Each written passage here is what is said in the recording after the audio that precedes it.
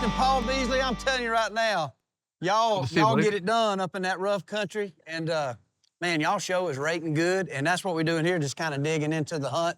And obviously, if anybody's ever been to Canada, it's a little different than hunting, say, in Georgia, where I'm from, or really all across the country. It's, to me, unique as anywhere. One is just the cold temperatures. Even though y'all got the early season stuff, holy cow, man. Most of it's in the cold weather. But it's in the cold weather. And, man, I've never been so cold as in all my life.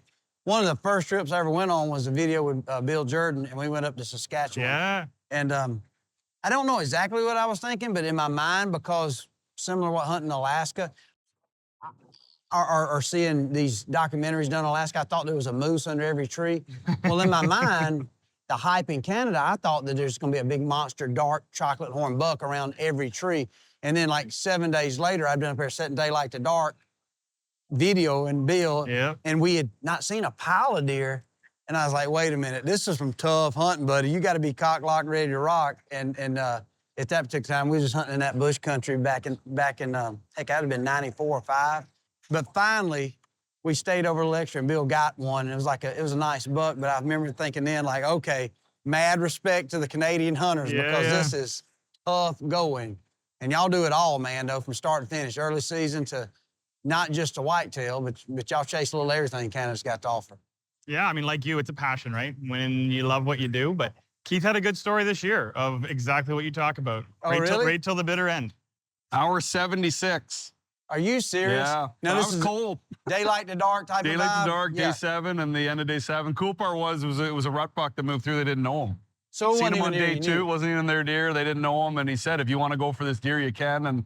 But it's like hunting a ghost. The next sighting of that deer was hour 76. No trail camera, no nothing. Cow. A big 168, 5x5 chocolate. Yeah, I mean, we're pretty spoiled, Michael. Like, Georgia's an amazing place to hunt. We've been blessed to go down there and chase some pigs and stuff. Right. But Canada, like, we're playing on one of the greatest outdoor stages in the world, right? From coast to coast to coast, we get to chase everything, and we're very blessed for that.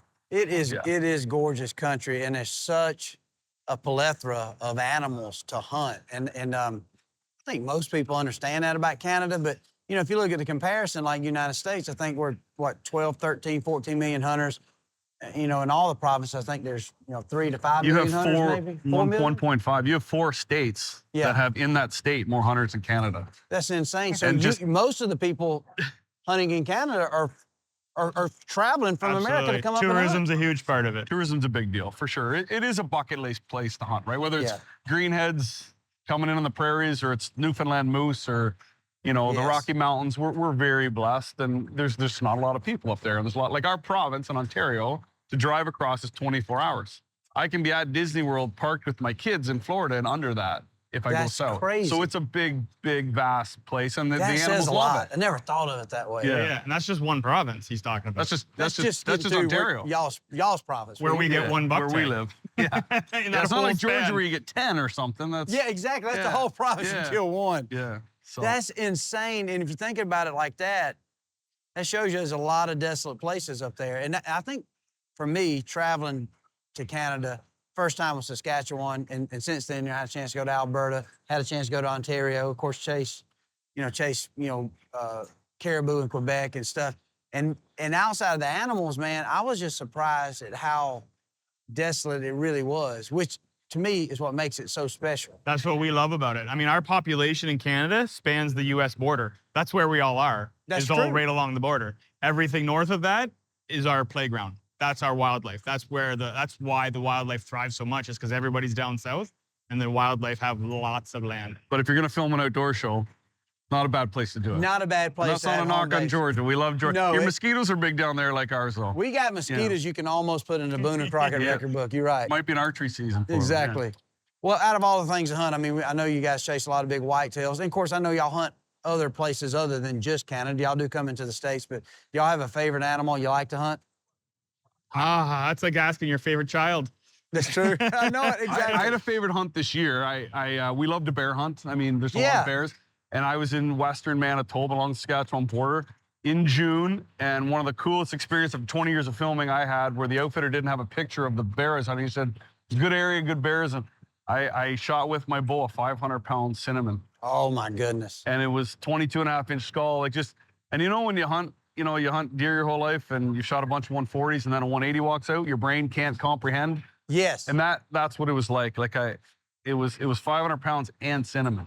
In the spring. In the spring, yeah, Which it'd is- probably be a which is- 650. Yeah, after a really hard Holy winter. cow. So there's not favorite animals. For us, there's favorite moments. And I know, like, he just shot an amazing woodland caribou with his bow in Newfoundland. Like, Wow. Yeah, there's just, I think that would describe it. It's hard to pick a species and say that's my favorite. I love moose too. Like, I mean, Yeah. what they offer in terms of just those moments of adrenaline. And, one time in the Yukon, we spent 3 hours playing cat and mouse with this big bull, and he had a whole harem with him, and finally get the shot, pull the trigger, and he goes down. And just after he goes down, I turn and the cameras were doing the quick little talk to wrap it up. And then I hear something running from the direction where we'd left the horses and the guide.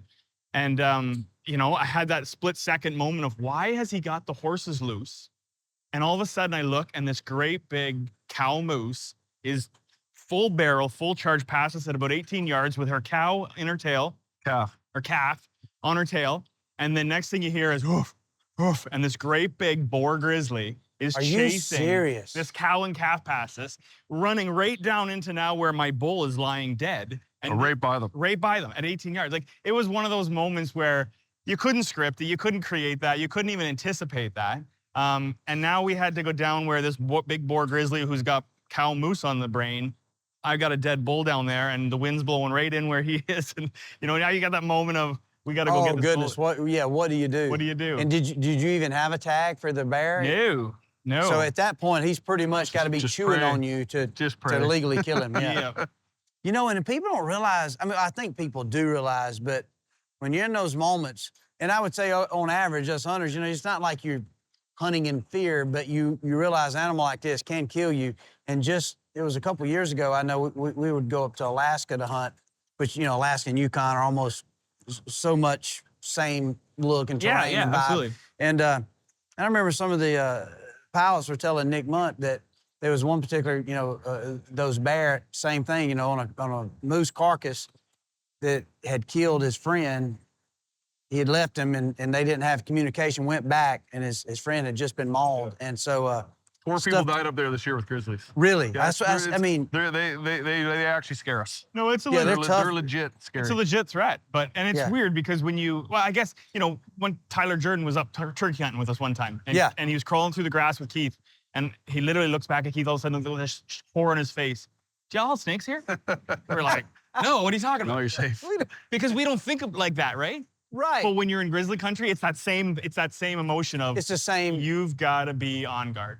They're especially when you unpredictable. got a gut pile that you made, or you got a dead carcass, because even that's the case, this bear is running this calf, gonna be easy prey, but then he's like, wait a minute. Well, this is way easier. Somebody's already, I don't It's have to already chase dead. this one down. And they have no problem claiming it, whether you decide to put a tag on it or not. But So, from turkeys to moose to grizzlies, like we're very, very fortunate. yeah. The snow geese start their migration up there. The sandhill cranes start their migration up there. Like it's a spectacular spot to make a living, and we're so fortunate. I'm sure you feel the same way, to have said we've made a living in the outdoors. Like we got to pinch ourselves sometimes. Yeah, we're very, no doubt. And Very I- fortunate. And I think that's what y'all do a great job on the show is, it's when you see what these adventures y'all taking, especially in your home country, it kind of gives you an idea of these dreamy opportunities. And so, hunting in the States, which is most of the shows that are on Outdoor Channel, even though most of those shows also venture into these crazy places course, and yeah. go off to Canada and to Africa and South America. But inevitably, you think about whitetails in Kansas or Illinois in the lower 50, whatever. But it's cool to see the difference, a little bit of difference in culture. You got all these animals, and you realize what an amazing playground and plethora of big game there is there, and there's opportunity there. And it's kind of like what I loved about when I've hunted in Canada. It's like going back in time a little bit. Like I said, the further you get north, it's almost like you left 2024 and you went back into maybe 1955. Yeah, It yeah. feels like The that. internet doesn't reach up there in a lot of those places, right? No, and almost like not needed. And Not that's needed. why you want to go. It's like You're happy sitting to shut around in your a phone cot. off and enjoy it. Yes.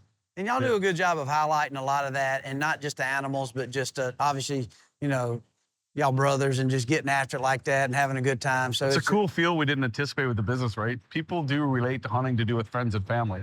Yes, To do they with your do. brothers, people do relate to that, right? Yeah. Or when we bring our dad on or our kids, right? So yeah, it's a fun part of it for sure. Well, y'all do a heck of a job, man. Thank you. I enjoy watching it, man. Y'all Well, need thank to, you. And Likewise. speaking of turkeys, man, so you have to get down, man, chase some turkeys with us in Georgia, and maybe we That'd be an trade out honor. and go chase And something up in vice Canada. versa. Not to make you feel old, but we've been watching you a long time too. Well, so thank thanks you. Yeah, thanks man. for paving the way for people like us, really. Well, I appreciate You're not that it, much man. older than us. You've been at it a long time, and we've admired your work. So Well, thank you so much. And same here. And like I said, actually, of all people, Nick Munt's the one that turned me on to y'all show. He's like, dude, you watch these guys?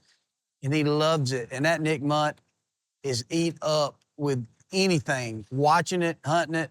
And so he told me about it, and I started watching. Because, you know, it's funny, I'm sure like y'all, we're on Outdoor Channel, you know, Sportsman, all these networks. But, you know, by the time you produce TV shows and stuff, it ain't like don't you sit watch down it. and watch it all the You're time. right. And so there's only a handful We of didn't shows. watch our own once it makes Oh, it TV. We've edited too many times. We're Exactly, good. exactly. I'm bad about not watching. I might watch it to look over it, make sure I didn't say something stupid, which imagine me doing something stupid, which is about every 5 minutes. So inevitably, y'all one of the shows to watch. So man, keep Very kind. continued success. Very kind. Thank and you, sir. absolutely Thank a you. pleasure to Appreciate talk to that. y'all, and pleasure to finally meet you guys, man. Thank I feel you. like I know y'all. So Thank you. It's cool. Thank you.